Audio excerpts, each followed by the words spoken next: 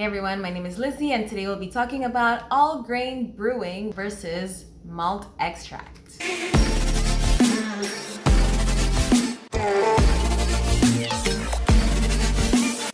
Just for a little specification, all grain brewing is when you use actual grains to make beer versus malt extract, which is a sort of refined powder or liquid depending on your preference. It's what beginners tend to use generally. However, I have not heard any differences in taste between both types of brewing. Therefore, drop a comment below and let me know which one do you prefer using. So in both of these cases, we are making beer, and beer, what it needs hops and it needs malt.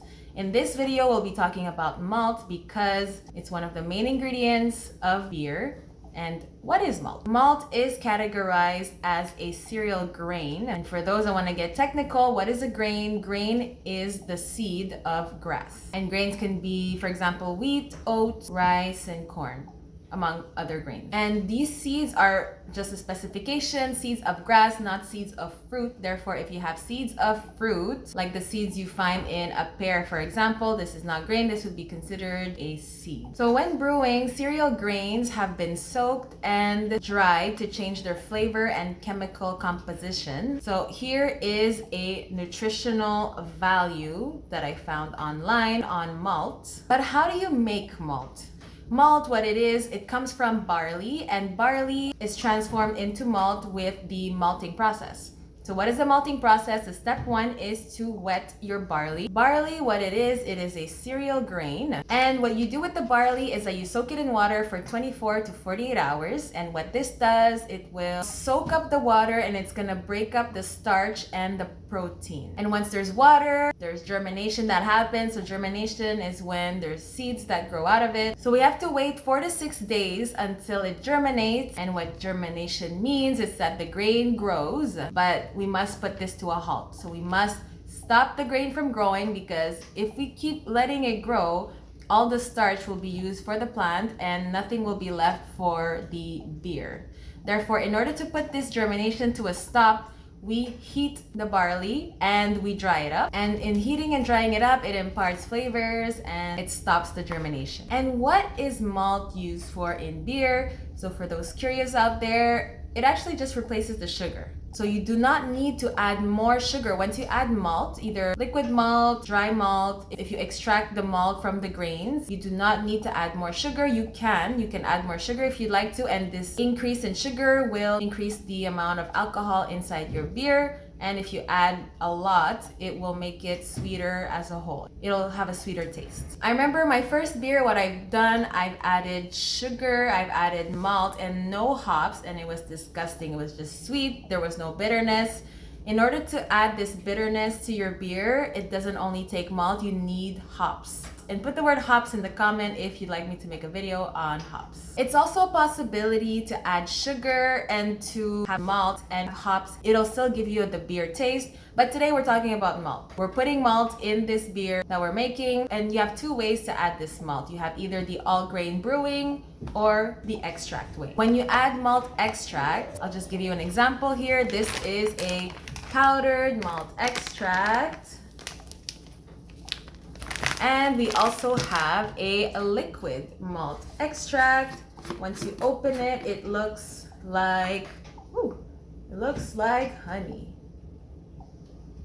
It's pretty thick and it's in between honey and molasses in terms of color, but the texture is the same. Therefore, once you add either the powder or liquid extract, it's faster, easier. You need less equipment, because usually when you have all grains, you need to mash the grains, you need to have a bag, you have to have multiple steps that you do not need when you use extract. However, malt extract could be expensive. It's more expensive than grains to have this powder or liquid. It costs roughly $16 to $20 depending on where you buy it from, the quantity, the amount. And by using extracts, whether it's powder or liquid, it's harder to get that light beer color. Now, when it comes to all grain brewing, it's least expensive. Grains are less expensive than the powder and liquid extracts. This is how the pros do it. They use malt, they mash it. It's a whole process. However, it's longer. It's longer to convert the starch into sugar because it needs mashing. mashing, and there's no way around it. You have to complete this process in order to have the sugar for your beer if you're using malt. And since these are grains, it's heavier to transport, and it's also more of a mess when you make beer with malt. And typically, the higher temperature you mash your grains in, the sweeter your beer is gonna be, and the lower temperature you mash your grains in, the more dry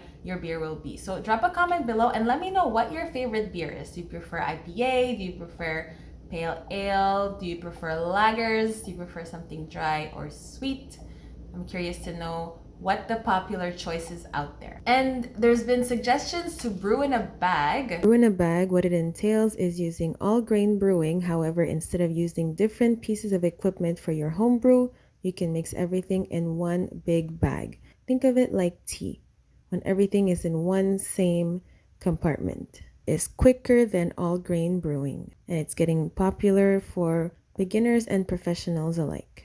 And this is a good alternative if you do not want to use powdered or liquid extracts and you don't want to do all grain brewing. Personally, I've never done brew in a bag, and I'd be curious to know if anyone out there does it. So the code name for dry and liquid malt extract, you have dry malt extract, which is DME, and liquid malt extract, which is LME, and this is what's used on the internet. And liquid malt extract tends to have more available flavors. And if you want to know more about flavors, you can book a class. The link is in the description below. We'll teach you how to put flavors in your beer by either adding tea in your beer, by adding different types of yeast, by adding liquid extracts. The link is in the description below and you can book a class today. In terms of proportions, when we're comparing liquid versus dry malt extract, one dry malt extract is equivalent to 1.25 liquid malt extract. Therefore, you'll need more liquid malt extract to compensate. So if you're adding, let's say, 1 kilogram of dried malt extract, you have to add 1.25 kilograms of liquid malt extract to replicate the recipe as close as possible. And when it comes to my decision on whether I prefer all grain brewing versus extracts,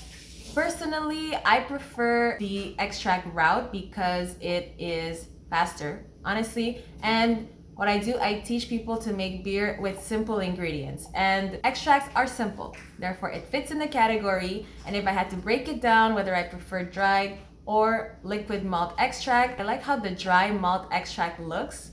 For me, it gives it more bubbles and it's more satisfying to stir it. However, I've been going with the liquid malt extract lately because it is cheaper and I don't want to break the bank, trying to make as many home brews as possible. And if you found this video valuable, share with a friend. Don't forget to like and subscribe. I'll see you in the next one.